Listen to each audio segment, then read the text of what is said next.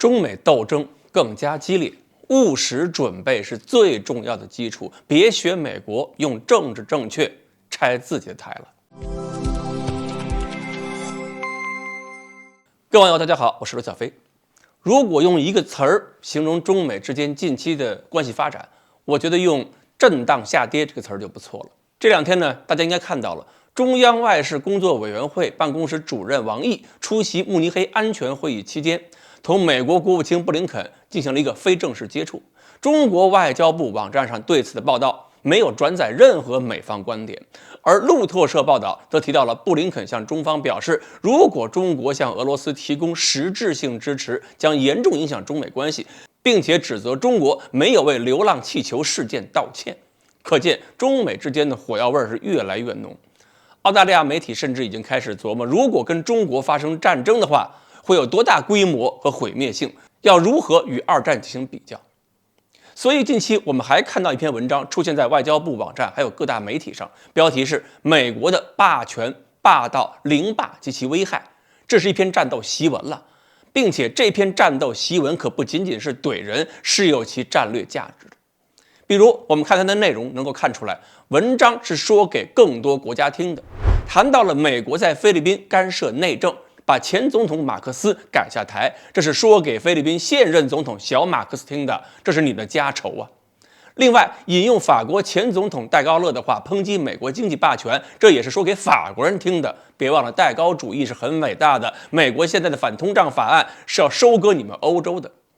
法国、德国的反感情绪，我们为什么不好好用？土耳其地震刚发生，我就说过，北约肯定会在救灾问题上要挟土耳其。所以这篇文章里边也引用了土耳其内政部长对美国的抨击，这都是有具体指向的。不管这样一篇文章最终能够达到多少效果，文章的目标就是要彰显美国跟其他国家之间的矛盾冲突，这就是为了中美下一轮较量的激烈化预先做舆论准备了。所以我们现在已经没有时间可以浪费了，现在就应该闷头干好实事，认真分析审视对手，做好抗击准备。军事上必须加强威慑能力。秦刚外长刚刚说了，没有中国的安全，也就没有世界的安全，这个话大家可以琢磨。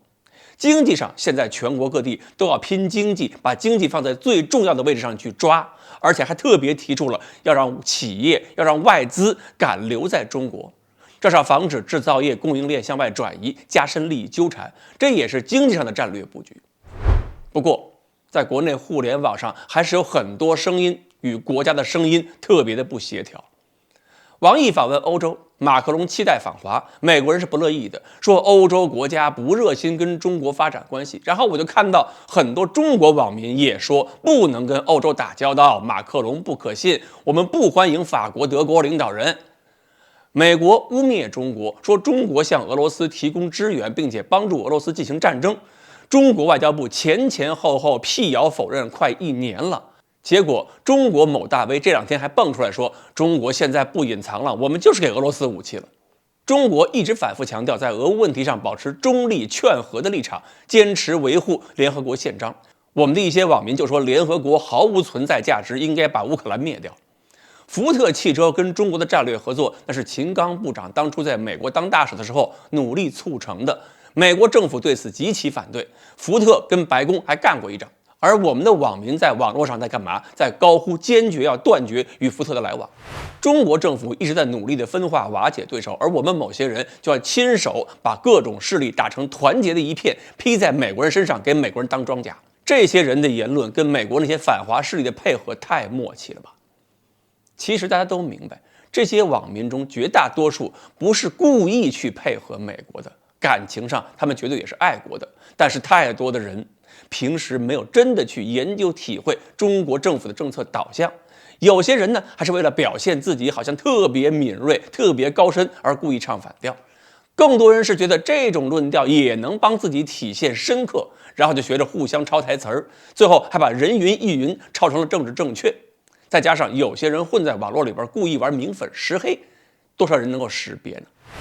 最后就是我们自己的媒体和网民在这种抄来抄去的过程中，亲手把我们对外宣传的台给拆了。所以不要再浪费时间了，不要再增加内耗了，还是要强调那句老话，知己知彼。不管是军事斗争还是舆论斗争，都要依托情报信息吧，而情报信息研判是绝对不能容忍情绪化干扰，不能容忍拍脑袋编故事，不能容忍用政治正确进行自我暗示的。中央说要敢于斗争，但是后边还有一句善于斗争更重要。而如果把国际政治斗争的艺术理解成媒体表演行为艺术，那也是绝对不可行的。